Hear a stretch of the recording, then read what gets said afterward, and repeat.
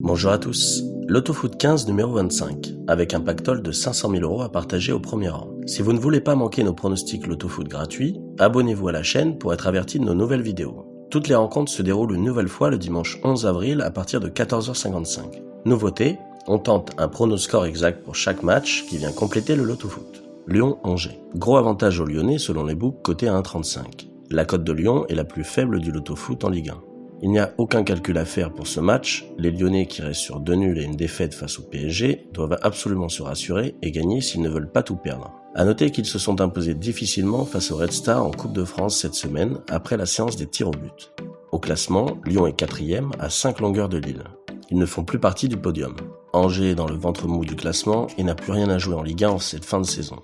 Mercredi, les Angevins se sont qualifiés pour les quarts de finale de Coupe de France face à Sedan. La supériorité de Lyon est évidente, mais nous voyons un match peu ouvert avec une victoire serrée. On place le simple sur les Guns, victoire lyonnaise 2-1. Monaco-Dijon. Monaco est sans hésitation l'équipe de Ligue 1 la plus en forme du moment. Avec 1 point de retard au classement sur le PSG et 4 sur Lille, le titre est à leur portée. Leur bilan montre 12 victoires sur les 15 dernières journées de championnat. En Coupe de France, ils ont eu du mal à se défaire de Metz, qui les a poussés jusqu'au tir au but après le 0-0 du temps réglementaire. On ne présente plus Dijon, lanterne rouge, dont le sort est déjà scellé et qui évoluera en Ligue 2 à la rentrée. L'équipe est complètement décrochée et accuse 17 points de retard sur le premier non relégable. Avec 11 défaites de suite, ils sont sur les traces du record de Toulouse, saison 2019-2020, qui avait enchaîné 12 défaites de suite. Mais attention à ce que les Monégasques ne se fassent pas piéger comme en février dernier face à Lorient, où la victoire leur était déjà donnée. L'ASM en simple, 2-0. Nice-Reims, deux équipes du milieu de tableau qui n'ont plus rien à espérer. Chez les bookmakers, Nice est coté à 2,25 et 3,40 pour Reims. Les Niçois sont globalement décevants cette saison, ils ont perdu trop de points sur la première partie du championnat pour espérer bien figurer. C'est dommage car ils semblaient aller mieux depuis quelques semaines avec 4 victoires sur les 5 dernières journées. Au classement, ils occupent la 10e place. Le Stade de Reims est 12e, ce qui correspond sans doute au vrai niveau de l'équipe qui était en sur-régime les 2 dernières saisons. La deuxième partie du championnat est bien meilleure puisqu'ils ont réussi à se mettre à l'abri de la relégation malgré un début compliqué. Ils restent sur une bonne série de 5 matchs sans défaite avec 2 victoires et 3 nuls. On va tenter une victoire courte des Aiglons, mais attention au match nul. Le double sur l'OGC Nice, 1-0. Brest-Nîmes. Brest est en 16e position du classement avec 6 points d'avance sur Nîmes, son adversaire du jour. Les Brestois se sont relâchés ces derniers temps et doivent encore se battre pour confirmer leur maintien. Depuis un mois, aucune victoire n'est à mettre à leur actif. Après avoir réussi à prendre un point contre Angers, ils se sont inclinés le week-end dernier 1-0 contre Lorient. De son côté, Nîmes occupe la zone rouge depuis des mois. Avec 3 points de retard sur Lorient, premier non relégable, rien n'est encore joué. Avant la trêve internationale, ils ont fait tomber le leader Lille sur le score de 2-1. Mais dimanche dernier, ils ont été stoppés par Saint-Etienne à domicile avec une défaite 2-0. Dans l'effectif de Brest, le milieu Paul Lannes, rupture des ligaments croisés et out pour le reste de la saison. Même si Nîmes avait surclassé Brest 4-0 au match aller, nous ne voyons pas Brest perdre. Les deux équipes pourraient se neutraliser et se contenter du match nul. On se couvre néanmoins sur Brest en plaçant le double. 0-0. Saint-Etienne-Bordeaux. Un bilan très similaire pour ces deux équipes, classées respectivement 14e et 15e à égalité de points. Avec 36 points, aucune des deux formations n'est assurée d'être en Ligue 1 l'année prochaine. Les Stéphanois sont sur une bonne dynamique avec 2 victoires, contre Angers et Nîmes, pour une défaite contre Monaco sur les 3 derniers matchs. Les Bordelais ont perdu à 9 reprises lors de leurs 11 dernières rencontres, et les joueurs semblent complètement démobilisés. Pas mal d'absents sur le banc de Saint-Etienne, mais l'équipe pourra compter sur le retour du Tunisien Kazri qui est en forme. Côté girondin, Otavio est toujours indisponible et le buteur sud-coréen Wang, 10 buts, sera à la pointe de l'attaque. La victoire est possible pour les deux équipes, Bordeaux peut lâcher comme se réveiller. On part sur un double sur les deux équipes. Pour le fun, on tente une réaction des girondins. 2-1. Lens-Lorient. Lens, 5e au classement avec 49 points, voudra défendre sa place. Il possède 1 point d'avance sur l'OM, 6e de Ligue 1. Les Lorientais veulent augmenter leur avance sur les relégables et s'éloigner définitivement de la zone rouge. À 7 journées de la fin du championnat, Lens c'est la bonne surprise de cette saison. Promu de Ligue 2, les 100 et or alignent les bons résultats et sont invaincus depuis janvier. Ils jouent une place qualificative pour la Ligue Europa. On retient la belle prestation contre Lyon la semaine dernière avec un match nul. Lorient, qui est également promu, a beaucoup plus de mal et ne connaît pas la même réussite que son adversaire. Ils sont en bas du classement avec seulement 3 longueurs d'avance sur le barragiste Nîmes.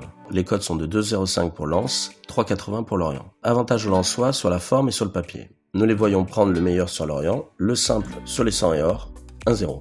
Tottenham-Manchester United. Belle affiche de ce week-end, le 6e reçoit le 2e. C'est un match plutôt équilibré si on en croit les cotes, 2,90 pour Tottenham et 2,50 pour Manchester. Pour ce qui est des enjeux, Tottenham veut intégrer le carré de tête, tandis que United veut renforcer sa 2e place, sachant que le titre est hors de portée. Les Red Devils sont sur une belle série de 10 matchs sans défaite, 5 victoires et 5 nuls. Ils sont en très bonne position pour assurer leur place en Ligue des Champions l'année prochaine. Après avoir perdu en quart de finale de FA Cup contre Leicester, ils se sont imposés le week-end dernier contre Brighton en Premier League. Côté Spurs, après des débuts difficiles, on observe du mieux avec 4 victoires sur leurs 6 derniers matchs. En Ligue Europa, Tottenham a été éliminé par le Dynamo Zagreb dès les huitièmes de finale. Des absents et des incertitudes dans les rangs des deux formations. Tottenham comptera 4 jours de repos supplémentaires face à des Mancuniens qui ont joué jeudi à Grenade en quart de C3. Match très équilibré, on place notre premier trip de ce loto-foot. Pourquoi pas un match nul 2-2. Sheffield-Arsenal. Sheffield est dernier du classement et sera relégué en Championship la saison prochaine. Arsenal continue de décevoir cette année et ne se trouve qu'à la 10e place avec 9 points de retard sur le 5e. Après avoir enchaîné 4 victoires sans défaite, les Gunners ont lourdement chuté contre Liverpool le week-end dernier, 3-0 à domicile. L'avantage est du côté d'Arsenal niveau forme.